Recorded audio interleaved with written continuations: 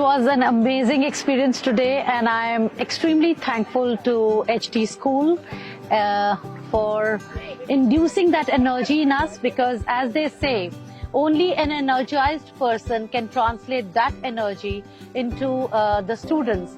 So this was a fabulous evening, and passionate we always were, the educationists, but yes, today the energy level is different. It was a pleasure to know that the new properties that you've just unveiled, they absolutely resonate with the new education policy, and it speaks volumes about the kind of work what is expected from the education sector, because it's no more just imparting of knowledge.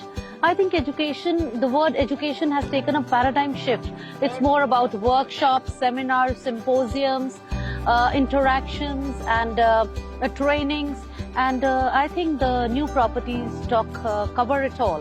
HT School has always been and will always be in the forefront when it comes to learning of the kids. So you guys have covered, I think, almost all the schools of Delhi. So whichever school wants to talk big about the things that they are doing, HT School comes in the forefront. I think HT School is contributing a lot to the education sector, and I congratulate HT School for that.